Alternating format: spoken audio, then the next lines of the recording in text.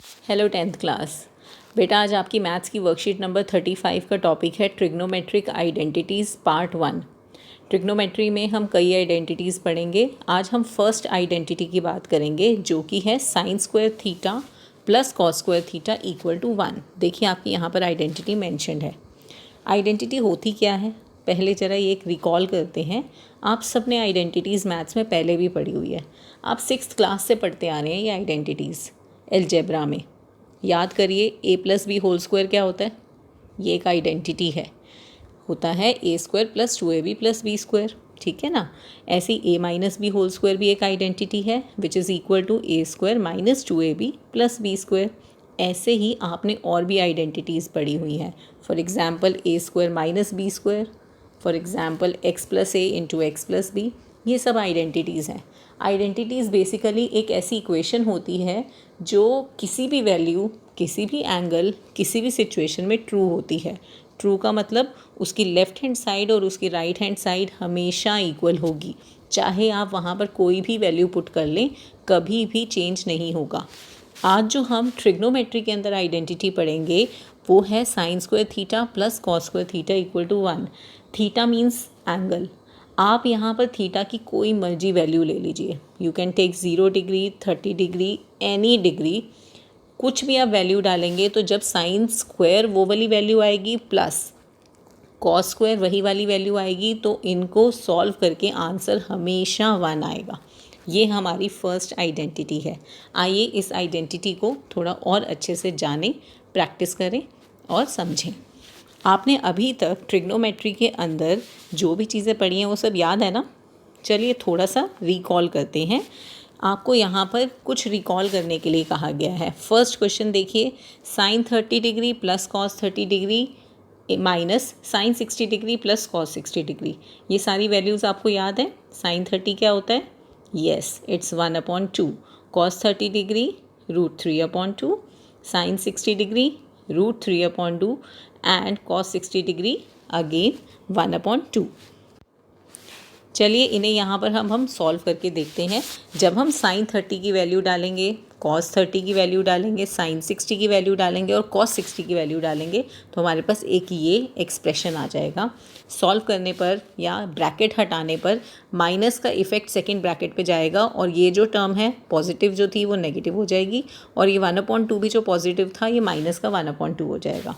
So now अगर हम इन सबको सॉल्व करेंगे तो ये आ जाएगा 1/2 से प्लस के 1/2 से माइनस का 1/2 कैंसिल हो गया और √3/2 से माइनस का √3/2 कैंसिल हो गया।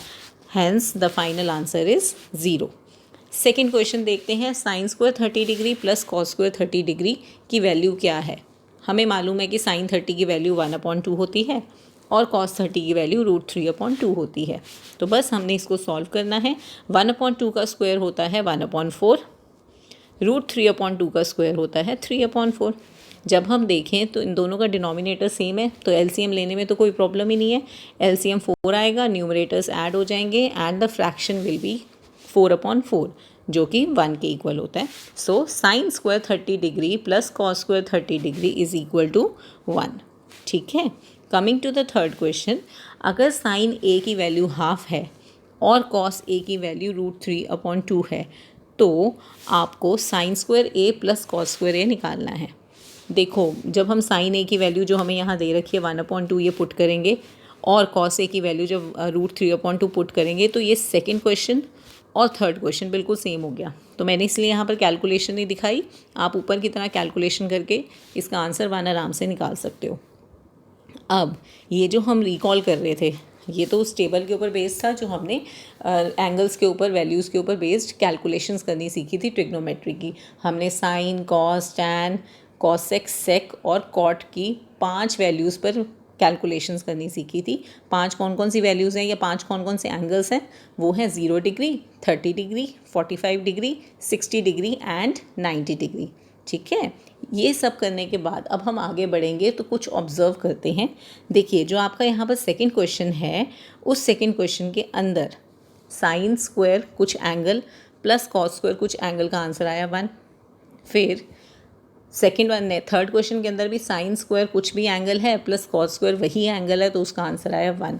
अगर एंगल्स सेम हैं यहाँ पर भी देखिए और यहाँ पर भी देखिए, तो साइन का स्क्वायर प्लस कॉस स्क्वायर 1 होता है। एंगल सेम होने ज़रूरी हैं। अगर एंगल यानी कि थीटा अलग अलग हो गया, साइन के साथ कुछ और एंगल है, कॉस के साथ कुछ और एंगल है, तो ये ज़रूरी नहीं है कि 1 आए। ठीक है, अब इसको हम जनरलाइज करते हुए अपनी फर्स्ट ट्रिग्नोमेट्रिक आइडेंटिटी पर आएंगे, जो कि है sine square theta plus cos square theta equal to 1। अब इसी आइडेंटिटी को दो और तरीक़ों से लिखा जा सकता है। देखिए, अगर मैं साइन स्क्वायर थीटा को लेफ्ट हैंड साइड में रखूं और जो ये प्लस का कॉस स्क्वायर थीटा है इसको राइट हैंड साइड में ले जाऊं, तो इसी आइडेंटिटी की एक सेकंड फॉर्म बन जाएगी, sine square theta is equal to 1 minus cos square theta. On the contrary, अगर मैं कॉस स्क्वायर थीटा को यहीं पर रखूं और साइन स्क्वायर थीटा जो कि यहाँ प्लस हो रहा है उसको राइट हैंड साइड में ले जाऊँ, तो ये सेकेंड फॉर्म आ जाएगी, cos square theta is equal to 1 minus sine square theta. So ये जो हमारी आइडेंटिटी है इसको फर्स्ट इस फॉर्म में भी लिखा जा सकता है और सेकंड इस फॉर्म में भी लिखा जा सकता है।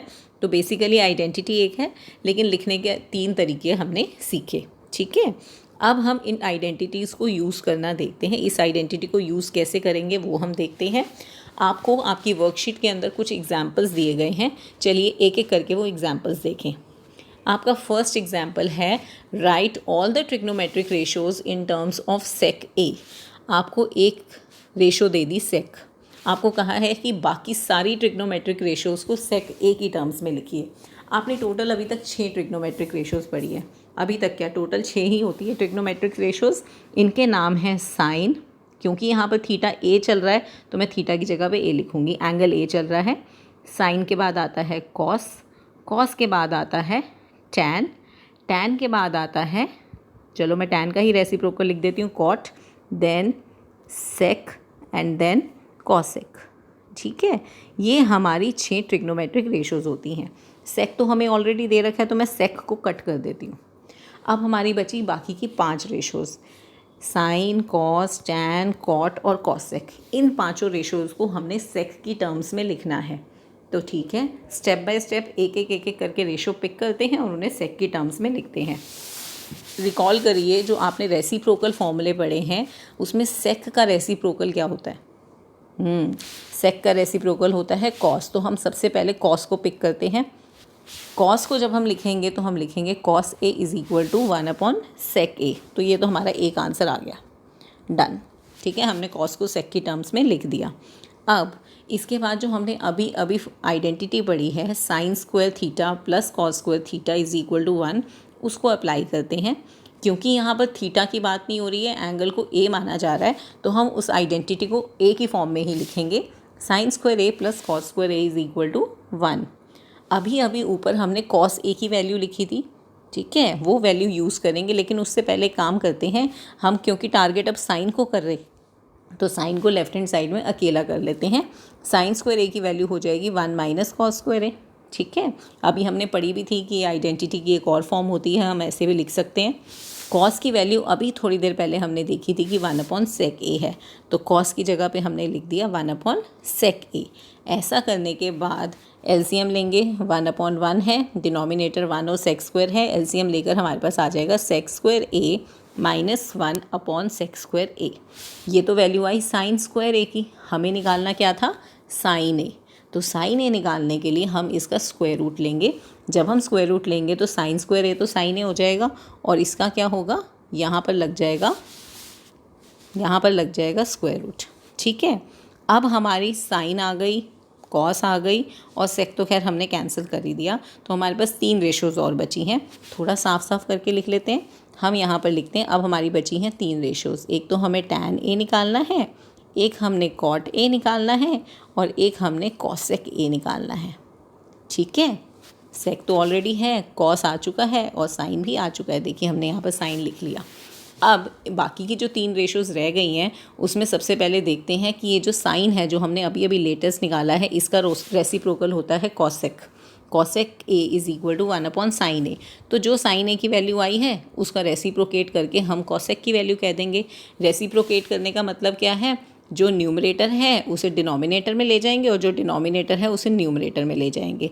सो कॉसेक ए की वैल्यू हो जाएगी सेक ए अपॉन रूट सेक स्क्वायर ए माइनस 1। ये देखिए, ये दोनों एक दूसरे के रेसिप्रोकल हैं, तो जो साइन ए की वैल्यू होगी उसका रेसिप्रोकल कॉसेक ए की वैल्यू होगी। तो हमारा कॉसेक ए भी डन है। अब हम आते हैं टैन ए पर। अगर हमने टैन निकालना है तो हमने एक फॉर्मूला पढ़ा था कि टैन का फॉर्मूला होता है sine upon cos. So sine की वैल्यू डालेंगे। देखिए मैंने यहाँ पर न्यूमरेटर में साइन की वैल्यू निकाली है, देखिए ये हमने निकाली थी ना साइन की वैल्यू, और डिनोमिनेटर में कॉस की वैल्यू निकाली, लिख दी, हमने कॉस की वैल्यू भी निकाली थी। इन दोनों को डिवाइड करने के लिए जब डिनोमिनेटर में एक फ्रैक्शन होता है और हमने उसे ऊपर लेकर जाना हो तो हमें रूल मालूम है कि उस फ्रैक्शन को रेसिप्रोकल करके न्यूमरेटर से मल्टीप्लाई कर देते हैं। देखिए हमने अगले स्टेप में यही लिखा, numerator as it is into ये 1 अपॉन सेक ए का बन गया सेक ए अपॉन 1।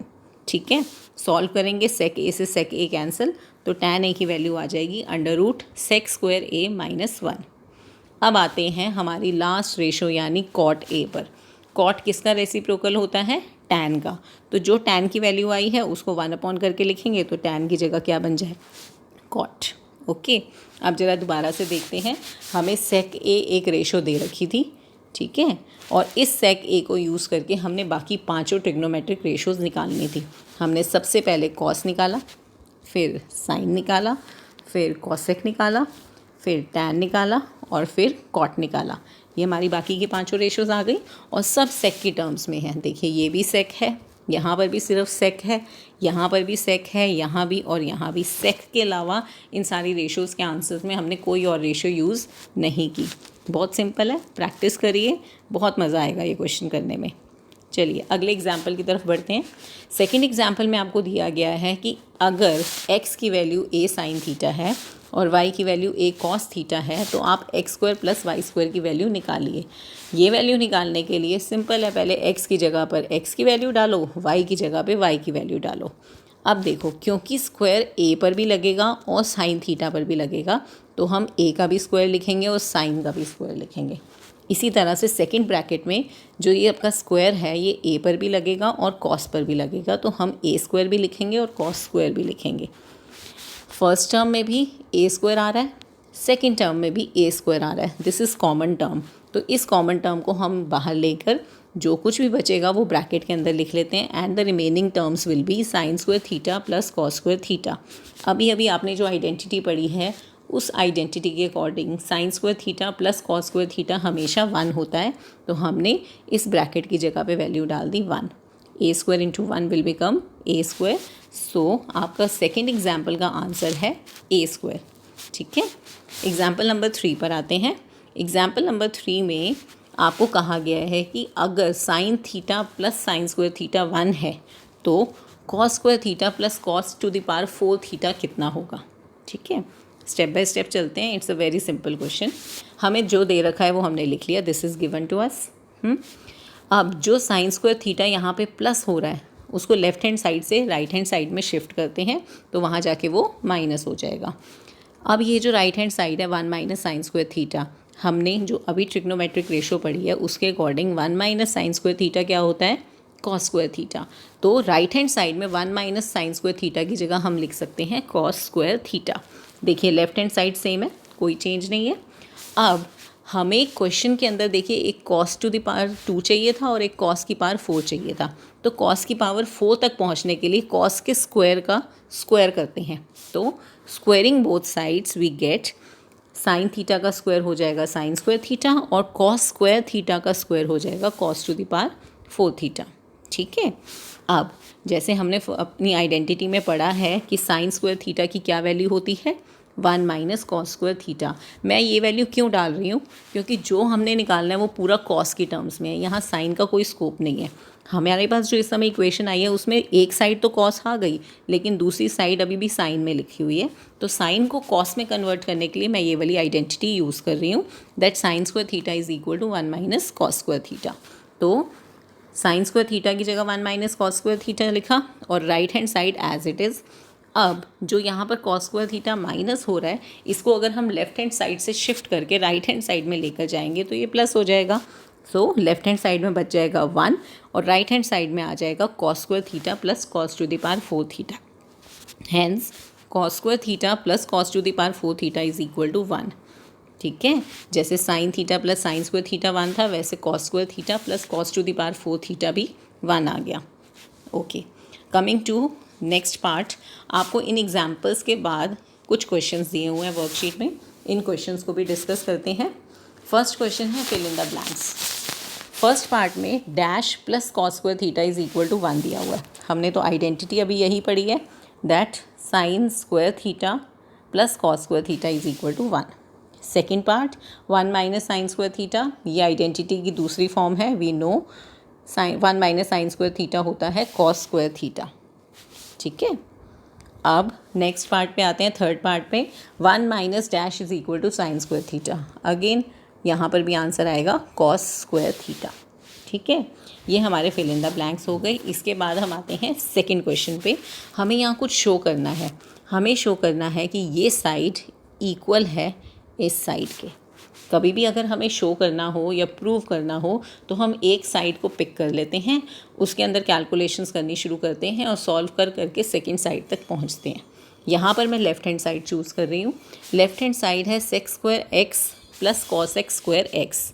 ध्यान रखिए यहाँ पर थीटा की जगह पर एक्स है, तो हम इस पूरे के पूरे क्वेश्चन में कहीं भी थीटा मेंशन नहीं करेंगे, सिर्फ एक्स मेंशन करेंगे। So sec square x plus cos x square x को सॉल्व करने के लिए हम यहाँ पर फॉर्मूला लगाएंगे कि सेक जो है वो किसका रेसिप्रोकल होता है, कॉस का, और कॉसेक किसका रेसिप्रोकल होता है, साइन का। ये दोनों वैल्यूज़ डालने पर हमारे पास राइट हैंड साइड कुछ इस तरह से हो जाएगी। दोनों का एलसीएम लेंगे तो हमारे पास आ जाएगा डिनोमिनेटर में sign square x into cos square x और न्यूमरेटर में sign square x plus cos square x. अब जो न्यूमरेटर है वो तो हमारी आइडेंटिटी बन गई जो अभी हमने पढ़ी है। Sine square theta plus cos square theta क्या होता है, 1। तो अगर हम थीटा की जगह पर एक्स भी डालेंगे तो भी आंसर 1 ही आएगा। सो हमारे पास अब ये आगे सॉल्व होकर आ गया 1 upon sign square x into cos square x. Denominator में 2 टर्म्स हैं और दोनों आपस में मल्टीप्लाई हो रही हैं, तो हम इनको अलग अलग करके लिख सकते हैं।